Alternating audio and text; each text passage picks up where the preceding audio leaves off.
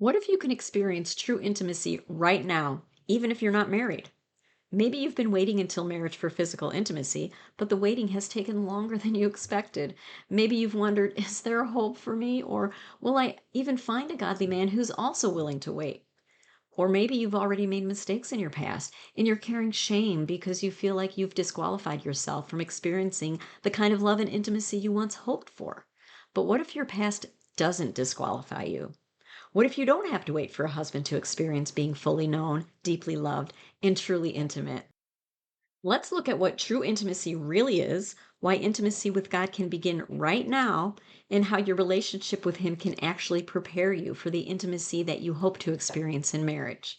Because waiting isn't just about what you're giving up, it can be about what you're gaining as you learn to draw closer to the one who loves you more deeply than anyone ever could. Is waiting for physical intimacy until marriage taking too long? Are you tired of repeating the same relationship mistakes? Do you want to build a relationship God's way? If that's you, you're in the right place. Hey, I'm Maria, married to a godly man I never thought I deserved, and I learned how to experience true intimacy without compromising my values. If you're ready to grow closer to Jesus, heal from your past, and make wise relationship choices, let's discover your godly love story. If you're struggling with waiting for physical intimacy when you know it's God's plan, head over to my website, firstkissstory.com. That's First Kiss Story, one word, and explore the collection of real life stories from women who learned how to experience true intimacy in their relationships without sex. Sometimes hearing someone else's journey reminds us that we're not alone. Firstkissstory.com is filled with stories from women that I've personally interviewed about reclaiming the meaning of physical intimacy within marriage. It's not about whether or not you've ever kissed before. Think of that very first kiss on the wedding altar. It's that first intimate moment shared within the safety of a marriage covenant. It represents unity, devotion, and God's redemptive design. That's what the Waiting Until Marriage podcast is all about.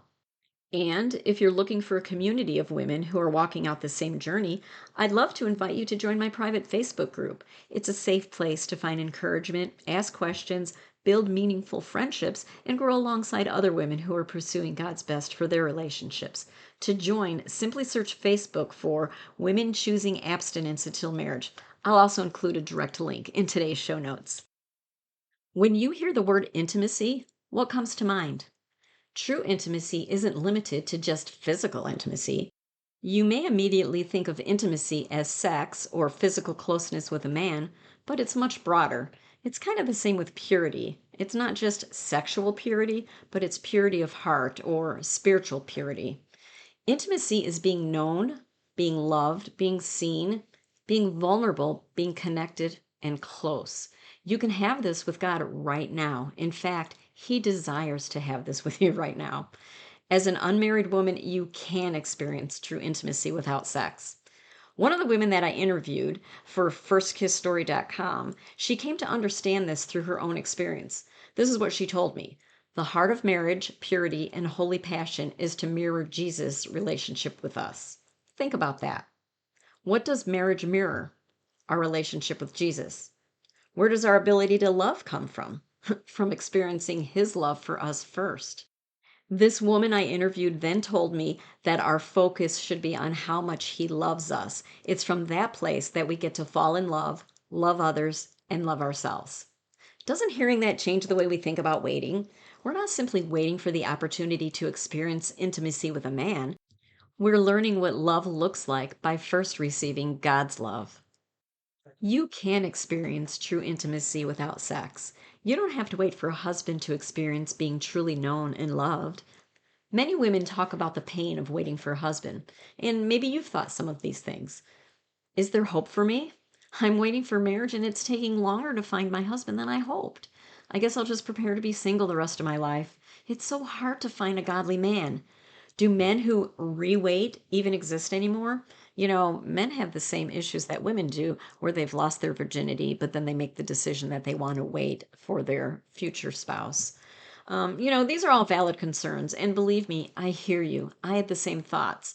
But feeling like we need a husband in order to feel whole places a burden on the marriage that it was never designed to carry. Just like the woman I told you about who I interviewed, you can experience being fully known and deeply loved by God right now. 1 John 4:16 tells us, "We have come to know and have believed the love which God has for us. God is love, and the one who remains in love remains in God, and God remains in him." He wants us to know how much he loves us. There's something a pastor once said that has always stuck with me. God is not mad at you, he's mad about you.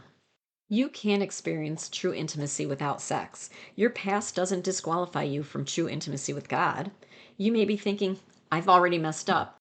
You may be feeling unworthy because you think you've already messed up.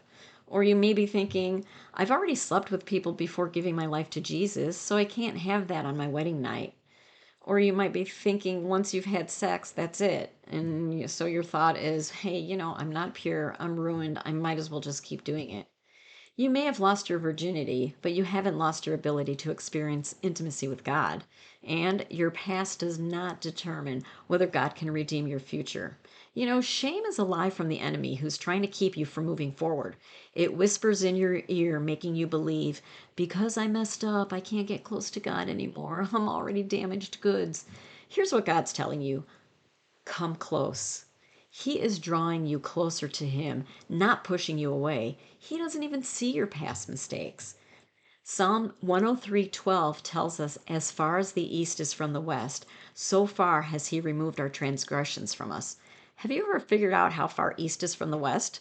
It never meets. They never meet. He's not looking at your past. I'm telling you, God's love is amazing.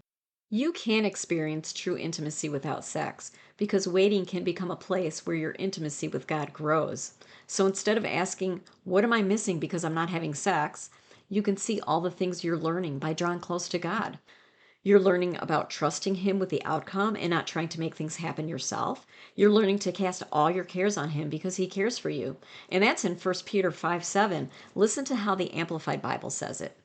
Casting all your cares, all your anxieties, all your worries, and all your concerns once and for all on him, for he cares for you with deepest affection and watches over you very carefully. So, as an unmarried woman, can you still experience true intimacy in a relationship without sex? Yes, you can.